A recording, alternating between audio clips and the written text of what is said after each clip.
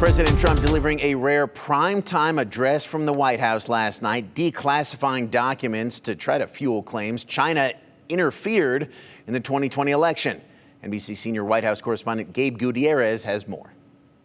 Overnight, President Trump ramping up his claims about election security. The White House posting newly declassified but heavily redacted documents. Put together, these disclosures reveal an election system so broken and so vulnerable that no one can possibly defend it. The president describing efforts by China to access U.S. voter rolls, though much of that information is already publicly available. While China denies it, Trump alleges the country targeted his 2020 campaign. They fought like hell not to have it, Donald Trump, to win. Adding that members of what he calls the deep state tried to cover it up. In our intelligence agency worked to actively suppress and downplay information about the extent of China's sinister election meddling. But one of the documents released overnight also refers to Chinese efforts to target Joe Biden's campaign. And for years, U.S. intelligence assessments have shown that American voting systems have been a target of foreign adversaries.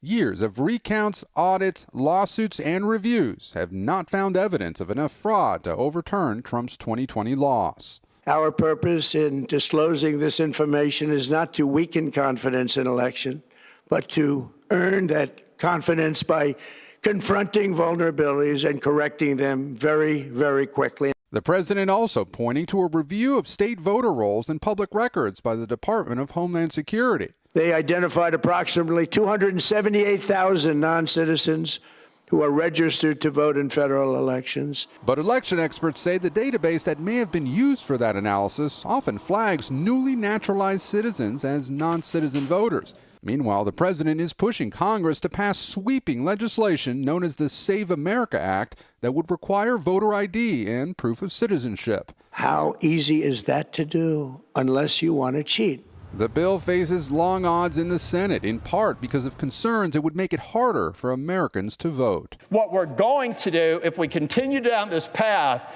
is to convince the American people that you can't count on your election results. And that is dangerous.